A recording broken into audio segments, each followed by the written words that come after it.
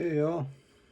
So I've been having a lot of people tell me that I should eventually start trying to do some tying videos, and this is my first one, so I'm new to this, but I'm gonna give it a shot. Feels nice to just be sitting down back at the vise and taking some quality time. So tonight we're gonna tie a fly by the name of the Hippie Stomper, probably one of my favorite patterns, especially during July and August, high mountain lakes.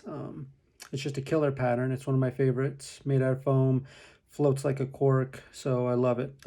Great to have it as a awesome dry fly, a hopper pattern with a good dropper under it. So let's get started. All right, I'm just using a 70 denier olive UTC thread. Start the thread about halfway down the hook shank.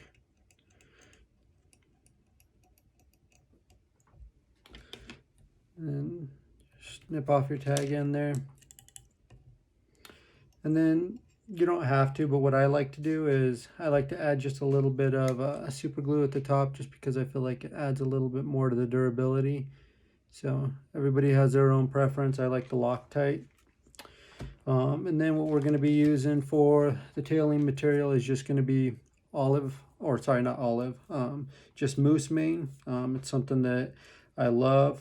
Super buoyant, floats well, and I think is a pretty durable fiber. So I just throw it in the hair stacker here, give it a few pounds.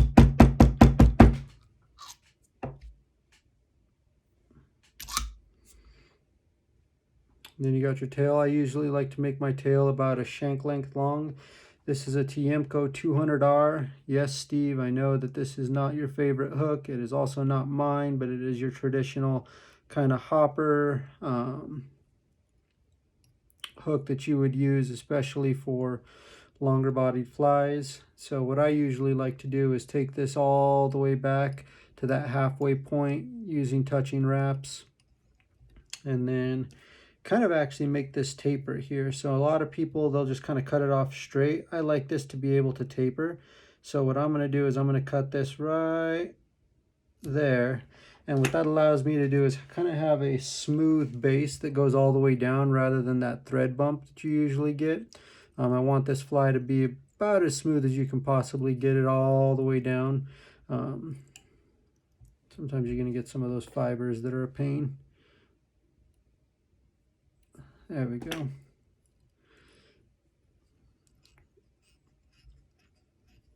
And so once you kind of got that part of it all nice and smoothed out, this is where I'll add my foam. I use basically pre-cut strips. These are 1/4 inch pre-cut strips of foam. Add a little bit more super glue just for that durability piece. Really tries to make sure that the foam doesn't roll on you when you set it up on top. And start this foam out here. And then kind of just a light wrap. Then you really want to kind of crank on that just a bit more. Get that foam really where you need it.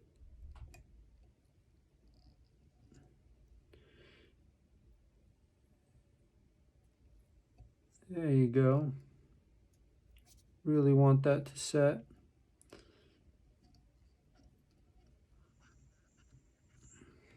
And then I take just the olive pre-cut strip right on top of that black foam.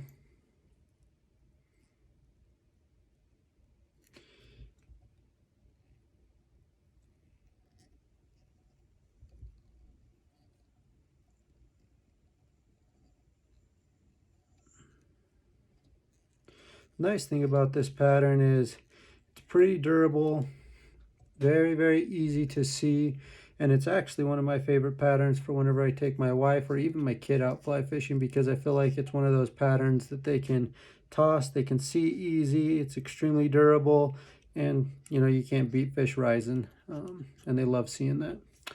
So after adding on the foam, I actually am using this. I love this stuff. This is basically tinsel flash in a marabou, but it really has that sheen if you can kind of see it through there.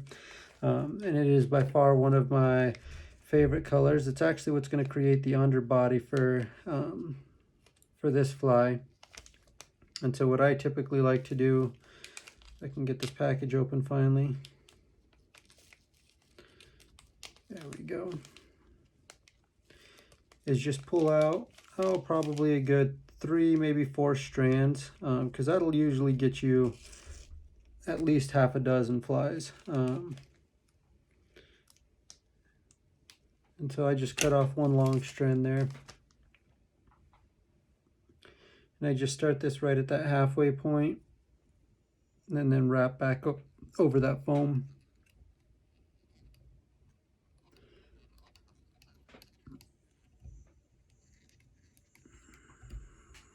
And then what I usually do is just take my whip finishing tool here, just add a couple of whip finishes, tie it off there, rotate this around, set my bobbin cradle there, and then I'll just kind of go over this to create that underbody so that it really flashes, really shines through.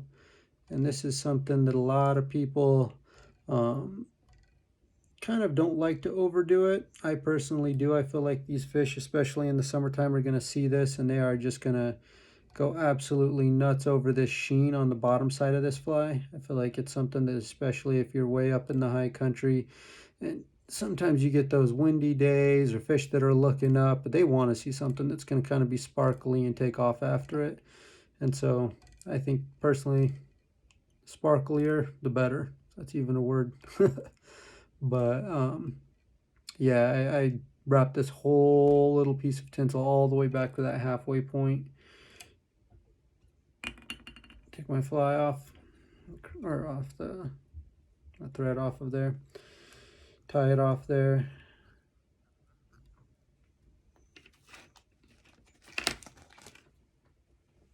And then clip that tag end. And then here's where I will add just a touch more super glue. Really, like I said, kind of adds that durability. And take this piece, fold it over, kind of wrap that down. There you go. And you take that black piece of foam and take that piece over and down.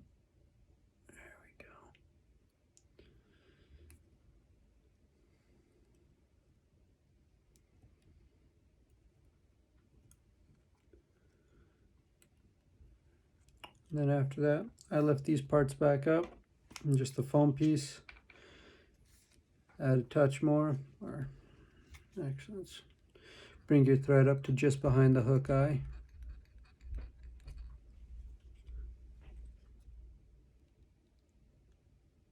There we go. Add a touch more super glue. I bring both of these down, and this is where this fly kind of gets a little bit different than some of your typical flies, such as your chubbies and all that stuff. It doesn't really have two parts. So this part, you are actually mashing down that foam and creating a space where you're going to put your legs, you're going to put your darlon or whatever, you know, wing material that you want to use. I know a lot of people use the ETC or EP fibers now. And so you kind of, you know, you do you. And if that's the material that you want to use, you go for it. If it's not the material you don't want to use, then you don't have to. All right. And so I usually like to clip these. You can't really see, I don't think, that well, but it's my first video. So like I said, this is more of me getting used to it.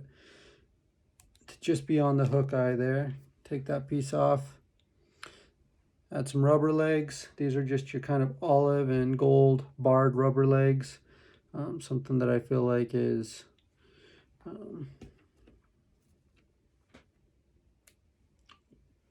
underutilized in fly tying now. So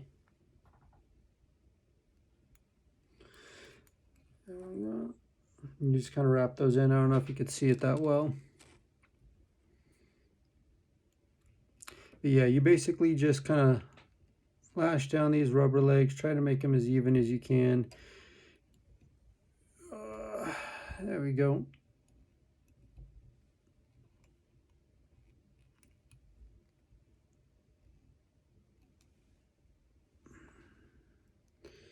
So now you can kind of start to see that fly coming together. And clip off those rubber legs. What I usually like to do for those back rubber legs is go about halfway down that tailing material. I feel like that's a good measuring point for me. You really want those legs to be splayed out. The next material that we're going to use, just to make this thing really, really visible, Darlon.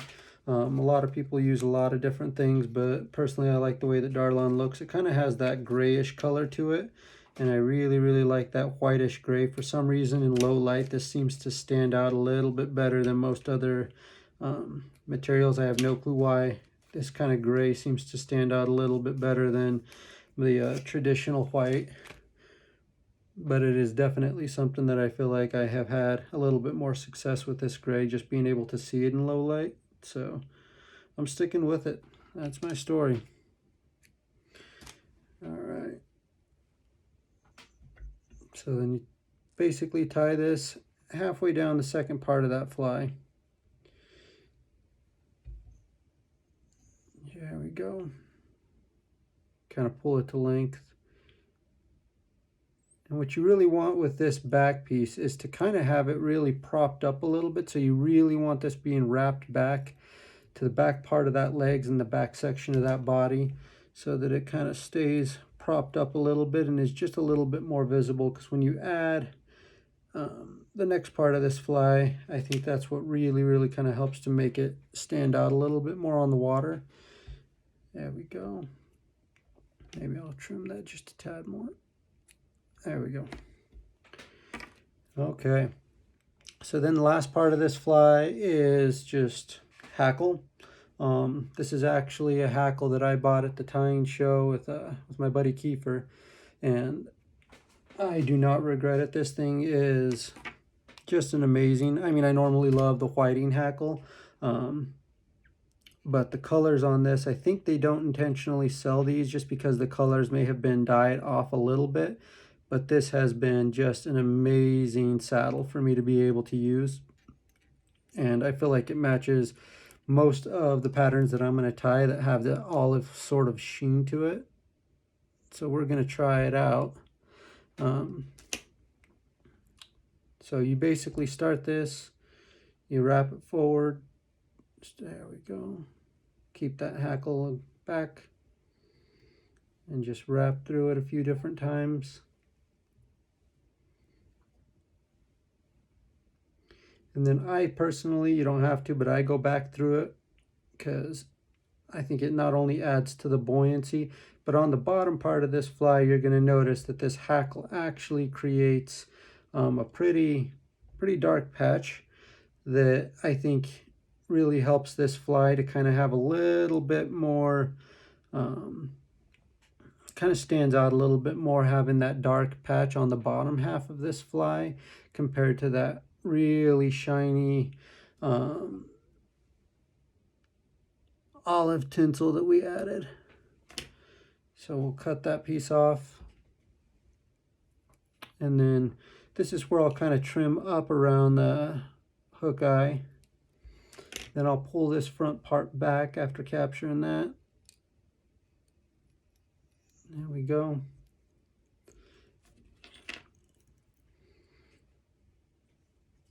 And then I will just throw in a couple of whip finishes under this hook eye. This is where you want to try to be careful not to capture too many fibers if you can.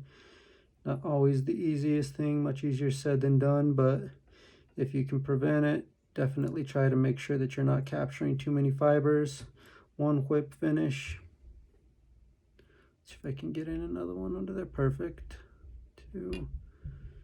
And another whip finish. You can pull that little front piece down, kind of clip your thread here, and then this is where this fly, it doesn't float all the way around. If you can kind of see how that fly is super bushy all the way on the bottom too. What we're going to do is pull those legs down. We're going to take the bottom part of this fly and we're just going to clip that hackle. What that really allows this fly to do is just kind of land evenly on the water surface and just be able to float consistently without having all that hackle in the way. So kind of hard to see, but I'm clipping basically this at that halfway point. And then to make this fly even a little bit more durable, what I'm going to do is just throw on a little bit more super glue just on that little belly part, because I think that's only going to help make sure that that hackle stem doesn't break in there, make it a little bit more durable. And then what I like to do is add just a little bit of that loon flow to the back end of this fly. It's like I got a frog in my throat. There we go. You add a little bit of that and it really helps that tinsel not only to shine, but it kind of gives it a sheen that also makes it a little bit more durable and helps prevent flies from, you know, trashing the back part of that fly whenever you're fishing. So plain, simple, and one of my favorite summer patterns. This one's in olive, but you can mix and match anything you want. All right, there you go. Thanks for watching, guys.